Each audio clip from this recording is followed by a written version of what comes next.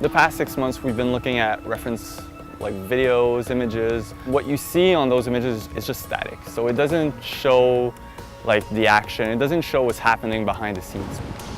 Whether it's in Kathmandu or whether it's up in the mountains, there's always something that you need to look out for. That kind of comes into that danger factor, where you're never sure what you're gonna see, what you're gonna hear, what you're gonna encounter. For me, this is truly awesome, because that's basically the game that we're trying to build. We want the player to be kind of surprised on every corner, to see something, want to get there, but never really sure of what he's gonna find. Kyrat is the fictional Himalayan region that Far Cry 4 was tentatively using to describe its environment. The topography played well into informing how the game would be built.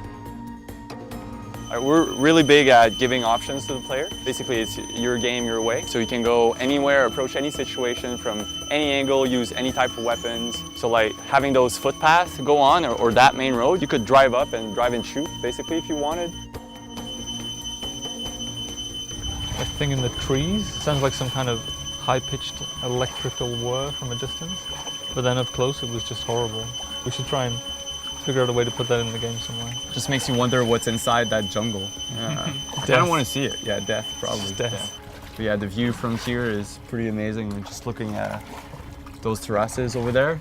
That's really the kind of feeling that we want to get. We want to get out of the standard lush forest. This really stands out to me.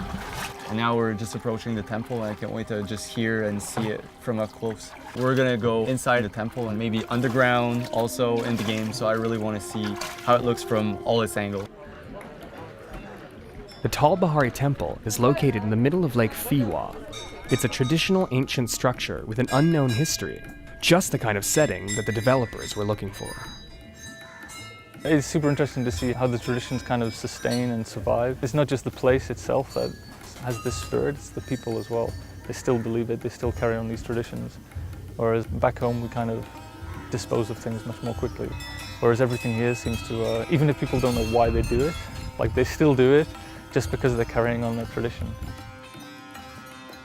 It's kind of cool just to get that level of detail. And a lot of it's just bizarre juxtaposition, which I think is going to be kind of cool to try and bring some of that into the game. I think it's going to give a weird irreverence, which I think is always something we look for in a Far Cry game. Coming back here and just having a slideshow and showing people pictures, yeah, that's good. But then explaining them like in detail how it was to be there and see those things, I think that's really where it paid off. It was a break between filming. I remember I saw this, so there was a little old woman sitting on a step. So I started filming her. She was just sharpening this thing on the step. And a few weeks ago we were like, we need someone to give this mission. And I was like, I have her. So we're going to use her as inspiration. And again, that was just a small little moment that like we've added in the game to give that clash of culture, kind of fish out of water experience.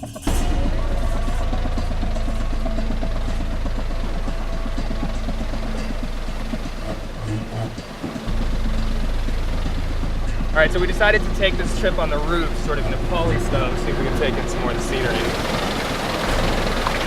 We took this crazy Jeep ride on these death trap roads, and I remember seeing people on these huge rickety buses and thinking these people are insane.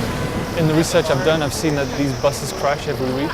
It's not even newsworthy, it happens all the time. There were some moments like looking down that I was really like, if the driver doesn't know what he's doing, like, or if I was driving, I'd probably be in the ditch and I'd probably be either dead or almost dead, right?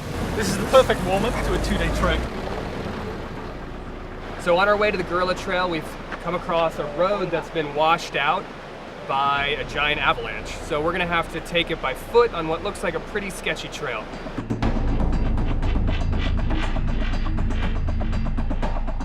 There were a few times when I was pretty convinced we were all gonna die. I was like, this is it. At least I'm gonna die in a beautiful place. After the avalanche-stricken road, we've got on this van, and it's gonna take us the rest of the way to the Gorilla Trail. You guys comfortable?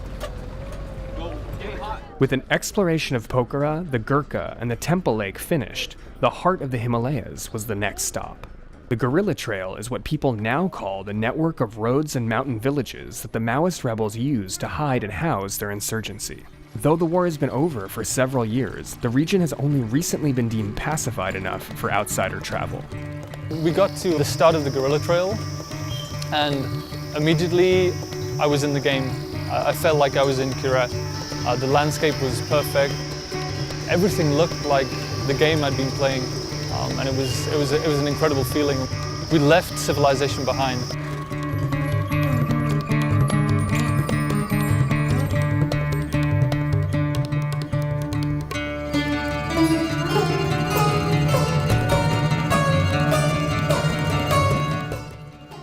So it looks like we made it up to at least the end of the ascent, but we still have about half an hour before we reach the village.